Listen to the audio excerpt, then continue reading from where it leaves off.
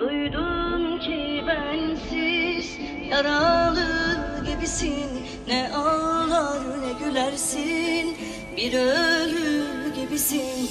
Kanadı kırılmış kuşlar gibisin.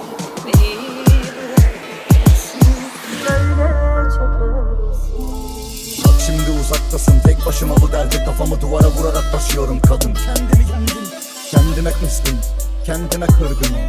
Artık azalttım şu mürekkepli zıpkımı. Her dokunuş sen kendimden alamıyorken hırsımı. Al, yokluğum sende kalsın tılsımı. Bana acılarını yolla kadın, hak etmiyorsun. Evde düzüne fotoğraf yetmiyorsun. Yaralarını kapat, hak etmiyorsun. Hala neden seviyor, haz etmiyorsun.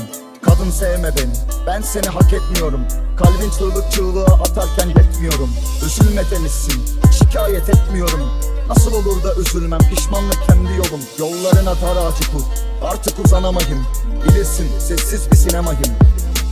Duydum ki bensiz yaralı gibisin. Ne ağlar ne gülersin, bir ölü gibisin. Kanadı kırılmış kuşlar gibisin. Beni bırakıp gitsin, böyle çekersin. Duydum ki bensiz yaralı gibisin. Ne ağlar ne gülersin, bir ölü gibisin. Kanadı kırılmış kuşlar gibisin. Beni bırakırsın, böyle çekersin. Bu sana yolladığım risalenin son balayı. Şu sıkkıma koydum yine cebimdeki son parayı.